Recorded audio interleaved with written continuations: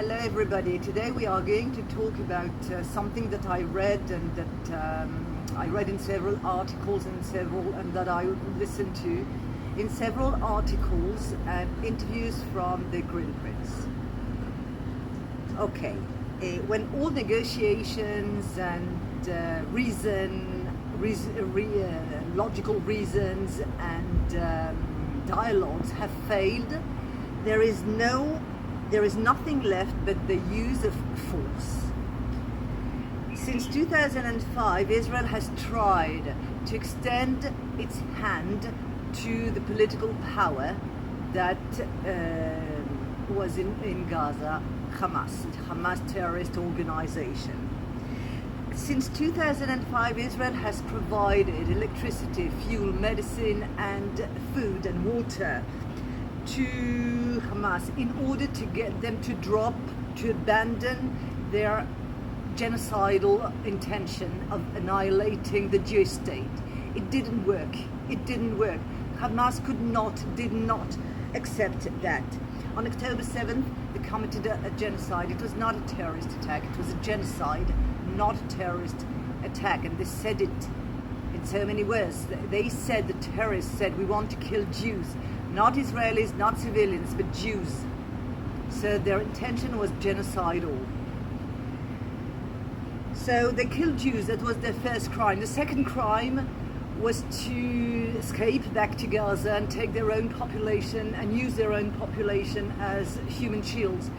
That was their second crime. The third crime was to kidnap hostages who were civilians and to use them as bargaining chips.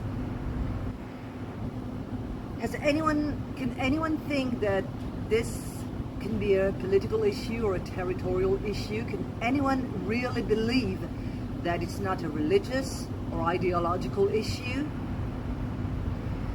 Israel had to use force. Israel did not have a choice. In this case, there was no possible way to reach a compromise or to reach an agreement. The civilian casualties, there are civilian casualties in Gaza, and those casualties are on Hamas alone. Their blood is on Hamas alone. Israel always warns civilians to evacuate in order for them to be spared, but unfortunately the civilians don't comply. And why don't they comply? Because one, they're afraid of Hamas, or two, they support Hamas. They voted for Hamas. In other words, it's very difficult to make a difference between the innocent civilians in Gaza and Hamas members. The other Arab countries failed to condemn the genocide of October 7th. They failed to take responsibility for what happened, a moral responsibility, probably because they also support Hamas, and deep down they also want the destruction of the state of Israel. Hamas sometimes Hamas uses pictures of from Syria to spread their propaganda, and to convince the world that they are the victims. When you lie all the time, when you repeat lies all the time, eventually people will believe you. This is the main difference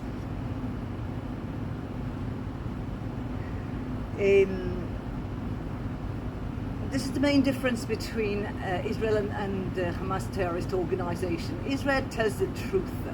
Hamas is lying all the time. But unfortunately, when you lie, eventually someone will believe you. Because the problem today in our society, in our world today, the truth does not matter anymore. People are not interested in the truth. They are interested in so-called slogans or what they watch on social media.